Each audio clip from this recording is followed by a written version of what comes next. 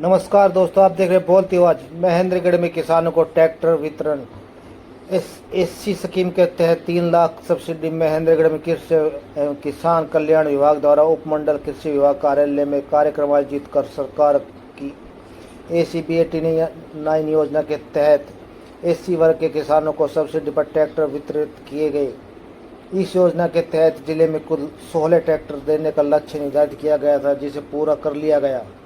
कार्यक्रम के दौरान विधायक कंवर सिंह ने किसानों को ट्रैक्टर की चाबियां सौंपी। आज 7 किसानों को ट्रैक्टर की चाबियां दी गई जो महेंद्रगढ़ हलके से संबंधित है। इस योजना के तहत प्रत्येक किसान को ट्रैक्टर खरीद पर करीब 3 लाख रुपए की सब्सिडी सरकार की ओर से दी जाती है, जिससे सरकार पर आर्थिक बोझ कम होता है। विधायक कंवर सिंह ने कहा कि सरकार की नीतियों का उद्देश्य किसानों की आय बढ़ाना और उन्हें आत्मनिर्भर बनाना है।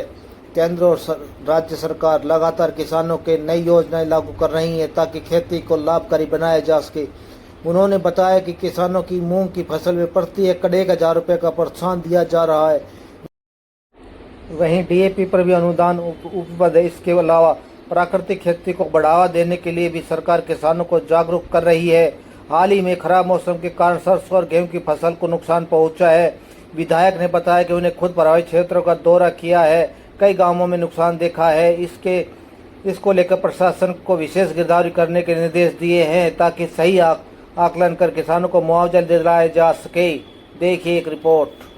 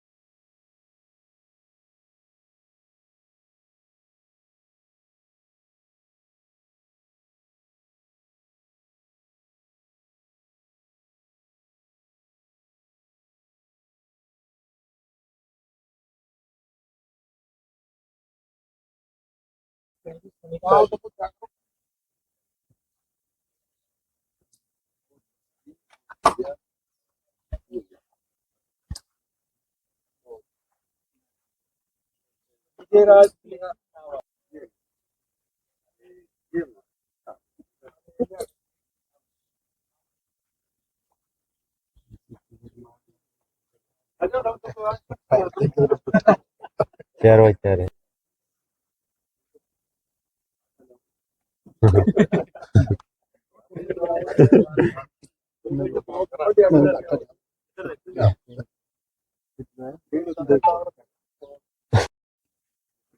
और पे चल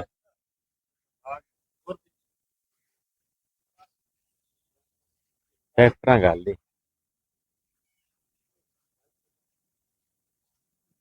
एक मिनट लिए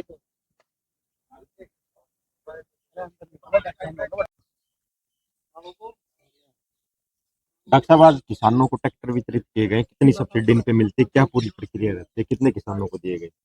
ये भाई हमारी एक विभाग की SB 89 स्कीम है जो SC कंपोनेंट की है।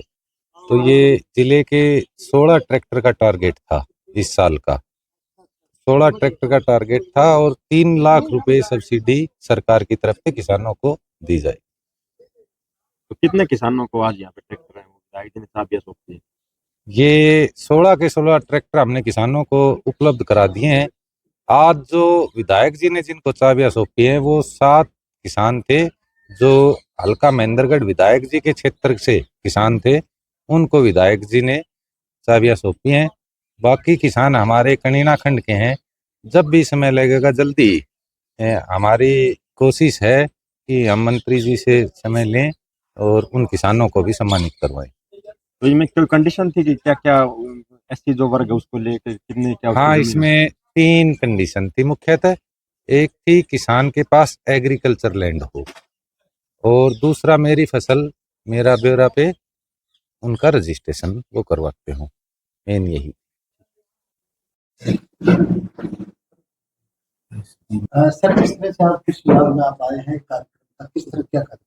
देखिए कि सरकार की ओर से SB 89 स्कीम के तहत इस जिले के अंदर किसानों को सब्सिडी के आधार पर ट्रैक्टर देने का जो SC कैटेगरी विशेष तौर, और हमारा सौभाग्य है कि महेंद्रगढ़ सब डिवीजन है 16 के 16 ट्रैक्टर सब डिवीजन महेंद्रगढ़ में किसान भाइयों को मिला और आज इन सभी किसान भाइयों को हमने चाबी दी है और उनसे बातचीत की है। सरकार की नीतियां पॉलिसी जो सरकार का विचार है उसके बारे में बताया है और उनसे निवेदन भी किया है कि आप जो सरकार की पॉलिसी है नीति है उनको नीचे तक समझें और समझाएं ताकि आम किसान को इस बात की जानकारी मिले, क्योंकि हरियाणा सरकार और केंद्र सरकार माननीय प्रधानमंत्री जी ने भी सबसे निवेदन किया था कि किसान की आमदनी हम दोगुनी करेंगे। हरियाणा सरकार माननीय मुख्यमंत्री जी ने भी सभी किसान भाइयों से बार बार यही कहते हैं कि हम किसान की आमदनी दोगुनी करें, किसान को हम ताकतवर बनाएं, किसान को हम पावरफुल योद्धा बनाएं। उन सब बातों पर विचार करते हुए इस तरह की योजनाएं चलाई गई हैं। और मैं तो अभी कहते कहते भूल भी गया था, किसानों को मूंग के ऊपर भी पर एकड़ 1000 रुपए बीज के ऊपर भी अनुदान दिया जाता है। किसान को हर तरह से शिक्षित किया जाता है कि किसान पहले की डरे पर नहीं, अब वही डीएपी यूरिया इससे हटकर भी माननीय मुख्यमंत्री जी ने निवेदन अभी किया है।